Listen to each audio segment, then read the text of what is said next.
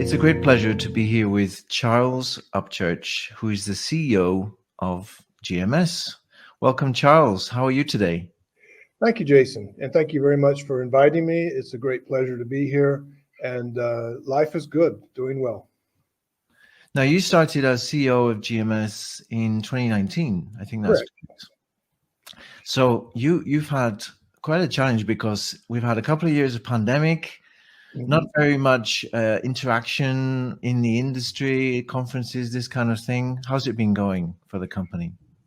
You would think that I walked into a challenge that would be incredibly difficult to manage, but GMS has been fortunate, thanks to the confidence placed in us by our clients, that our business grew 60% a year for the last 2 years, which is just amazing. And I thought it would slow down this year, but it's not. It's going to hit the same type of growth rate in 2022. We'll come close to $400 million in revenue in 2022. So business has been booming. And that's driven by messaging protection, working with operators to monetize, to optimize their revenue. We are monetizing now through our messaging protection for over 30 operators around the world, for A2P. For P2P, another 50 operators have entrusted GMS to monetize their networks. And for P2A, 70 operators are using GMS to monetize their networks. So it's messaging protection. This whole business around the firewall vendor has been the real driver of our growth. That's amazing. I mean, it's simply an amazing story to think of SMS and how it has evolved, but how it continues to evolve and continues to be such an important messaging tool for all kinds of companies, right? These days, all kinds of enterprises. It continues to have, it's ubiquitous. It's the only channel that's ubiquitous. It makes a lot of sense. There are a number of efforts for alternative authentication channels. I'm sure there will be some in the future. We're also working on some, but I don't see a significant replacement of SMS. It's just the easiest and most prevalent messaging channel for enterprises through to all the operators in the world and their client base. Now, your name, Charles, is, for me, not very Swiss. Charles Upchurch almost sounds like a British name to me. Where are you from? So Upchurch is originally an English name. It's true. I was born and raised in the States, and then I came to Switzerland and married a Swiss 36 years ago. Wow. So, and naturalized Swiss. So and if you have a feel for how people work hard to acclimate, I've become more Swiss than Swiss. Yeah, that's a difficult challenge for sure. And you've been CEO of several companies in Switzerland. Can I ask you what you think is unique about the Swiss approach or Swiss companies in general? Sure. So Switzerland is interesting because number one, they've created a great environment for innovation and productivity. And if you see the rankings, Switzerland comes out near the top for innovation and productivity, and that's really driven a lot of growth. They have a great environment for venture capital and for startups, and so that's led to a good funding environment for startups, which I don't see in all European countries. So Switzerland has been very good about that. It's obviously the stability and security in Switzerland plays a role. There's no political instability. The government is incapable of changing anything because of the direct vote with the popular vote. But on the other hand, it's not broken, so why fix it? Yeah. So for all of those things, it just creates a really nice environment. And then Switzerland is very strict on corporate governance. So I find that all of the companies in Switzerland are well run. And literally, if a company becomes over indebted, it has to go to the bankruptcy court. It's required to by law. So they don't mess around. So it makes for a very positive and constructive environment to do business in. Yeah, I've heard that before about Switzerland, and it's great to hear you confirming it. So we're here actually because GMS was voted as a tier 1 in our SMS Firewall research this year, which is a fantastic result. What was the reaction inside the company? Oh, it was brilliant. So we've worked for many years. GMS was under the radar.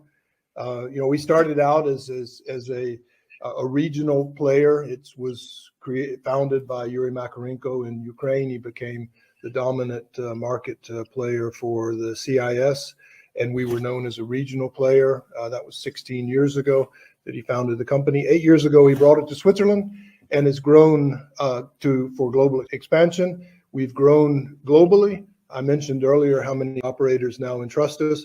So now we're on people's radar. And so one of the things that the team really wanted was some recognition for these great achievements. Our clients love us, but for us to be able to then, through ROCCO's research and ratings, to be able to receive this recognition for tier 1, the team is absolutely thrilled. Yeah, it was certainly interesting reading the responses from the MNOs who just admired the company so much and thought you were doing such a great job. And congratulations on that. It's great to on behalf of the team, because it's really the team that does all this, and they've worked really hard to achieve this recognition. So let's dig into SMS a little bit. It continues to grow. We saw during pandemic, which you alluded to before, massive growth, but also so the fraud issues, and the fraudsters are always working just as hard, right? In which markets do you see there being a lot of fraud issues, or the biggest issues these days? So in terms of markets, it's a global phenomenon because of a simple thing. Enterprises rightfully want to pay the lowest cost to message their client base globally, and operators rightfully want the highest revenue they can get out of messaging because they need new revenue streams, because they're under pressure. And the gap between those two is filled with fraud. And so it's not any one specific market. It's truly a global phenomenon. It's growing. The fraudsters are clever. They're agile. They're very fast. And so it's growing in nature, which is why our business is growing, because more and more operators need messaging protection, need to see that messaging is a revenue stream that needs to be optimized. They might have ignored it in the past because voice was king, but now they see that messaging is an important channel, and they need to protect their networks. Obviously, because there's this gap between what the enterprises would like to pay and what the operators would like to receive in terms of revenue, then the primary fraud is bypassing the legitimate international A2P SMS channel. That's often done by misdeclaring it as P2P traffic for a lower rate. That's often facilitated by SIM farms, and they're very good and agile about changing out SIM cards and trying to stay ahead of the network protection.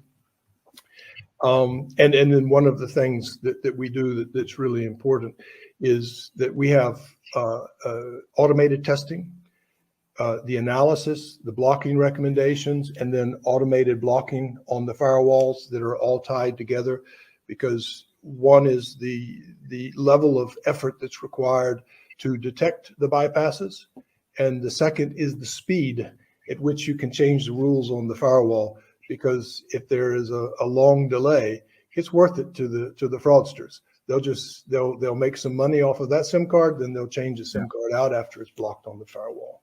So the bypass and SIM farms are primary. A new phenomenon that's come up that's losing revenue for operators are flash calls. So voice OTP. It's maybe not technically fraud, but it's certainly an abuse and a loss of revenue for the operators. So for those operators that request it, we work with them to block flash calls. Right. And that's and then the last area, of course, is in the realm of spam, and within the realm of spam, there's also smishing, so SMS phishing, which is true fraud, and truly dangerous for the end users. And so all of those areas are important, and we work with the operators on each area, on the two bypass areas, and on spam and smishing, to protect their networks and ensure that their subscribers have an excellent customer experience. And in terms of that monetization work which you're doing, what are the clients seeing as a result of the defense tools that you have? I mean, are they getting a certain percentage of reduction of that, or how does it play out? Okay, so their goal is twofold. The first is to optimize the revenue from their messaging channel, and when we come in, we often see that there's 30% gray routes, and that there's a loss, and they haven't been able to set the pricing the way that they want to, because the higher the price, the more fraud there is. So by protecting the network, then immediately they're seeing anywhere from a 30 to a 50% increase in their revenue. So those are their truly their primary benefit is increased revenue, improved customer experience, and all through a well-protected network. Right. Excellent. Let's talk a moment a little bit about this topic of RCS. I know that you've heard it. You're working on it, in terms of SMS versus RCS, because recently I was confronted with an idea which one company was putting forward, which says that in the future, mobile network operators won't have much of a role to play in the messaging space because of the CPaaS, omni-channel approach. Other messaging options will take over. And one of them might be RCS. Of course, a lot of operators are working on RCS. What's your take on that specifically, in terms of how SMS may evolve or be taken over by RCS or another messaging solution? Sure. So first is the rich messaging is a wave of the future. Customers want it. Enterprises want to be able to deliver it. But with that said, it's been very slow in the uptake. So we have an RCS solution. We work with operators, and there's for years and years there's been a lot of talk about RCS, but the growth has yet to come. There have been a few issues. Obviously, OTT is coming in as rich messaging and is replacing some SMS. Yeah. So we offer CPaaS to enterprises, and we're finding that the OTT channels become very popular. So it's push to OTT to SMS, and the provided that the pricing is competitive, OTTs and a rich messaging content is preferred. But I don't subscribe to the demise of operators in the messaging business because rich messaging comes up. And so let me give you one example of what we do for our operator clients, and that is we take our CPaaS and we install it in the operator, and we work with them to be able to leverage their local enterprise client base. So they're receiving today the SMSs, but the local enterprises would like to add rich content as well. So we're able to help them on OTT channels, on RCS. We're adding in new channels all the time. And that's one of our approaches. Is we have our strategy tends to be country specific, come in and take a dominant market share of local enterprise CPaaS business in a country. And in many cases, our preferred business model is to work with the operator. So we still see the room for the operator to thrive in rich messaging because they have the largest client bases of all, right? They're already connected with all these local enterprises. So it's a little bit different on the global enterprise side, but certainly country specific. We work with operators on their local enterprise. We give them the technology. We work with them, then we give them the connectivity channels to be able to grow their messaging business with local enterprises. Fantastic. Yeah, no, it's such a fascinating area to try to imagine the future and how this will evolve. We've thought of the demise of SMS for so many years, but in effect, there's no absolutes in our industry. There's always going to be everything for some people. This is the CPaaS approach a little bit, isn't it? It's that there's choice, and that's because I think really the customer base is very picky about which kind of messaging solutions it likes. Very good comment.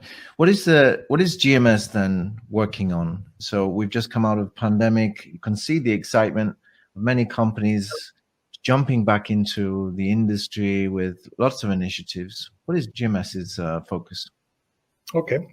Well, we have different focuses. So the first is continuing to develop and improve services for operators.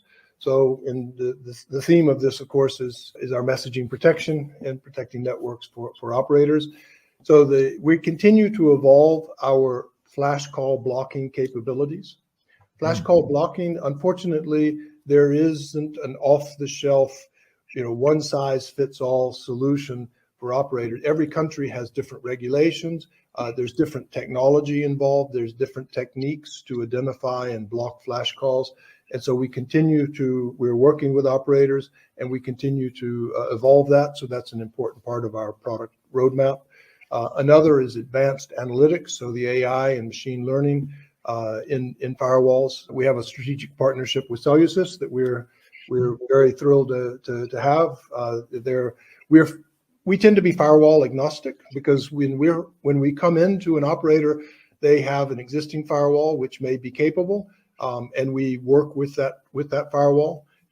If we're asked to replace a firewall, then we bring a new one in. Our optimal solution is to replace a firewall, to manage it ourselves, to tie in auto detection and auto blocking with our auto testing for the most efficient solutions. But we continue to work on AI and machine learning for advanced analytics, which is critical.